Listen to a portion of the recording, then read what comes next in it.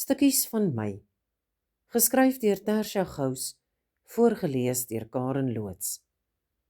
'n Huldeblyk aan Ingrid Jonker. Elke aand as die son agter Tafelberg sak, sit ek voor die venster van my studio woonstel in Woodstock en wag vir sy motor se ligte om by die oprit in te draai. Soms kom hulle, soms nie. Die see ruis in die verte, 'n dowwe herinnering aan die ewige ritme van kom en gaan. Vandag het hy weer beloof. Uiteindelik gee ek op en trek my dagboek nader. Die gemeenskapsbiblioteek in Sonnebloem, deel van die voormalige distrik 6 waar ek werk, is my toevlug. 'n Historiese gebou wat wonderbaarlik en gedwonge verskywings oorleef het. Tussen die stukkende mure, gerestoreer maar steeds met littekens, deel ek stories, kennis en drome met vreemdelinge. Die boeke, elkeen 'n wêreld op sy eie, bied my 'n skuilplek van die werklikheid wat buite wag.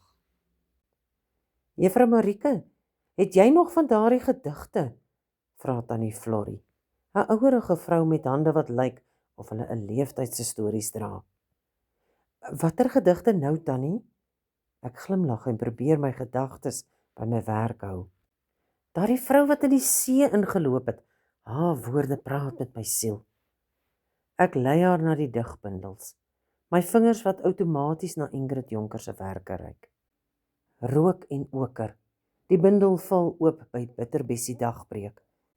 Die woorde wat ironies genoeg al soveel keer my eie pyn verwoord het.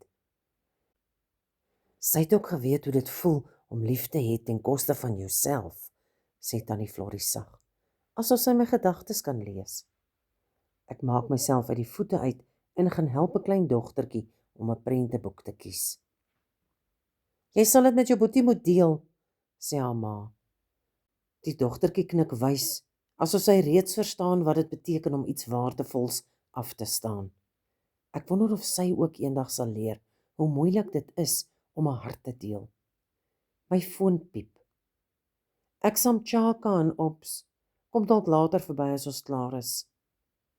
Ek staar na die woorde, dalk. Weereens 'n onsekere belofte. Observatory waar kunstenaars en studente saans saamkom om die lewe te vier terwyl ek hier sit en wag. Maar ek sal wag, want ek ken die reëls van hierdie spel wat ons speel. Ek kies alweer om die enkele gebreekte stukkies van hom te aanvaar. Al wat hy bereid is om met my te deel. Die wind waai deur die enkele jacarandabome buite. Dis November en die persblomme val soos reën op die sypaadjie. In die blomtyd het ek hom ontmoet by 'n uitstalling in die Nasionale Galery. Hy was anders toe, sy oë helder, geïnteresseerd in my opinie oor die kunstenaar se gebruik van lig en skaduwee. Daardie dag het hy na my geluister asof my woorde stukkies goud is. Die rook hang soos 'n mistige gordyn in sy woonstel in Bo-Kaap. Die huis is oud, met mure wat skuin staan en vloere wat kraak onder my voete. Chaka en die ander het reeds vertrek. Nou is dit net ons twee, en hy trek my nader. Sy oë is rooi, sy pupille groot, sy aanraking is dringend, maar nie teer nie. Jy het gekom, sê hy, asof verras dat ek sy boodskap gehoorsaam het. Jy's altyd hier as ek jou nodig het. Die woorde is amper komplimente, en ek klou daaraan soos 'n drenkeling aan dryfhout.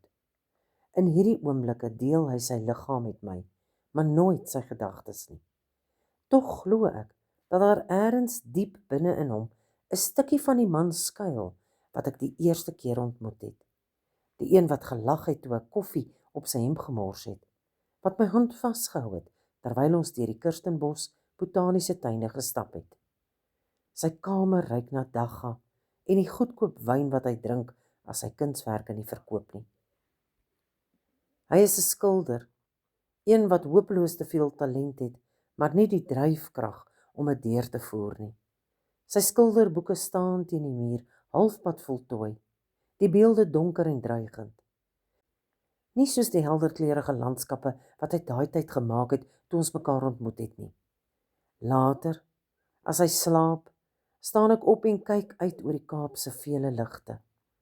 Die see is net 'n glinstering in die verte. Miskien is dit hoekom ek bly terugkom. Hier van bo af lyk alles so mooi, so volmaak in sy eenvoud. Hoe anders as die werklikheid. Ek maak my dagboek oop en skryf. Vandag het ek weer 'n stukkie van myself weggegee. Die seebries dra dit weg, soos Ingrid se laaste asem. Ek wonder hoeveel dele ek nog oor het om te deel. Hoeveel keer kan 'n mens jou hart breek en die stukkies weggee voordat niks oorbly nie? Langs my woorde teken ek 'n klein prentjie. 'n Vrou wat stadig in die see verdwyn. Haar hare wat een word met die golwe. Dis nie 'n selfportret nie, sê ek vir myself. Dis net 'n gedagte. Ek moet verby die waterfront stap om by die werk te kom die volgende oggend. Die talle nuuskierige toeriste is reeds besig om foto's te neem, onbewus van die skerp kontras tussen hul vakansiebestemmings en die realiteit van mense wat hier bly. Ek kyk na Tafelberg, vandag sonder sy wolkekleed. Ek voel vir die eerste keer in maande asof ek kan asemhaal. My foon lui. Jy moet ophou om my te bel, sê hy. Sy stem klink anders as gisteraand, harder, meer sober. My pelle dink jy's 'n stalker. Ek voel die woorde soos 'n klap in my gesig. Jy het my gisteraand genooi, sê ek dalk effe te hard, bewus van die verbygaande mense wat my vreemd aankyk, of dalk verbeel ek my net. Ja, maar dit beteken nie jy moet my heeldag aanhou bel nie. Ek kyk na my foon. Een oproep, net een, om te vra of hy veilig by die huis gekom het voor ek soontoe is. Kyk, ek weet jy's 'n omgee mens, sê hy, sy stem nou sagter. Ons deel goeie tye, nee, maar jy moet verstaan, ek soek nie iets ernstig nie. Ons deel goeie tye. Die woord deel hang tussen ons in die lug. Ek sien dit voor my, soos die seemeeuwe wat bo die hawe sirkel, altyd op soek na iets om te neem, nooit om te gee nie. Ja, ek verstaan, sê ek, al verstaan ek nie regtig nie. By die biblioteek rangskik ek die boeke wat teruggebring is op die rak. Die gedigte van Ingrid Jonker staar na my terug vanaf 'n ander bundel. Haar woorde wat wag om weer ontdek te word. Ek is die hond wat op die strande draf en dom alleenig teen die aandwind blaf. 'n Geluid laat my opkyk. 'n Vrou met grys hare glimlag vir my. Dis mevrou Kotse, 'n gereelde besoeker wat altyd tyd maak vir 'n geselsie. Skryf jy nog in daardie pragtige dagboek van jou, vra sy, terwyl sy 'n boek oor die Kaapse fauna en flora teruggee. Ja, antwoord ek. Dit help my om sin te maak van dinge. Weet jy, sê sy, toe my man nog geleef het hy altyd gesê, liefde is soos 'n biblioteekboek. Hoe so? Vra ek verbaas. Dit werk net as albei mense bereid is om gelyk te deel. Sy lag. 'n Klank so vol lewe dat dit die stof van die boeke laat dans. En natuurlik moet jy dit ook teruggee as die tyd kom, anders betaal jy 'n boete. Ek lag saam met haar, maar die woorde tref my dieper as wat ek wil hê dit moet. Gelyk deel. Teruggee as die tyd kom. Die namiddag stap ek langs die see by Seepunt.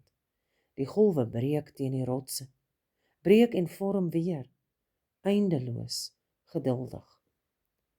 Ek dink aan Ingrid se pynlike woorde.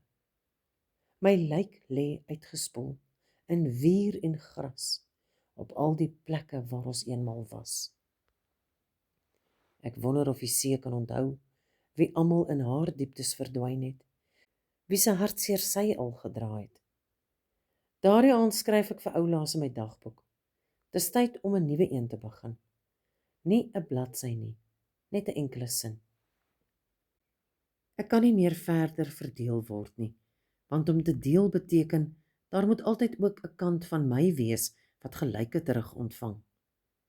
Die bladsye is amper vol. Maande se probeer verstaan, probeer sin maak van 'n verhouding wat nooit werklik bestaan het nie, net in my kop en sy bed. Ek blaai terug na die eerste inskrywing, die dag toe hy my naam sag teen my nek gefluister het, toe ek gedink het dat ek uiteindelik iemand gevind het wat my ten volle sien. Die volgende oggend stuur ek 'n boodskap. Jy wil net dele van my hê. Ek wil 'n heel mens wees vir iemand. Daar's niks meer om te deel nie. Ek blokkeer sy nommer in my foon se adresboek en op WhatsApp. Ek stap verby die nasionale galery waar ons ontmoet het, maar ek gaan nie in nie. Vandag wil ek eerder die son op my gesig voel, die lewe wat om my aangaan waarneem. Soos die dae verbygaan, voel ek hoe die stukkies van myself so lank weggegee stadig begin terugkeer. 'n Week later by die biblioteek gryp 'n jong man na dieselfde boek as ek in die rak, 'n bundel verhale oor die Kaapse argitektuur. Ons vingers raak liggies aan mekaar en ons glimlag verleë. Jy kan eers kyk, sê hy. Sy stem is sag, sy oë helder. Of ons kan 'n deel oor koffie. Die woorde klink anders in sy mond, soos 'n belofte van iets gelyk, iets regverdig. Die lig van die namiddagson kantel deur die venster en vir 'n oomblik sien ek die stof dans in die lug tussen ons. Miljoene klein deeltjies wat saamkom om iets moois te vorm. Deel klink goed, antwoord ek. En vir die eerste keer in 'n lang tyd voel ek hoe my hart nie ligter word omdat dit weggegee word nie, maar omdat dit uiteindelik ruimte het om ten volle te klop. My naam is Corlo. Hy steek sy hand uit om my te groet, terwyl die poeltjies blink blou in sy oë lag. Buite waai die suidoos, en iewers in die verte verbeel ek my, knipoog Ingrid. Soms moet jy alles verloor, voordat jy kan leer wat dit werklik beteken om te deel.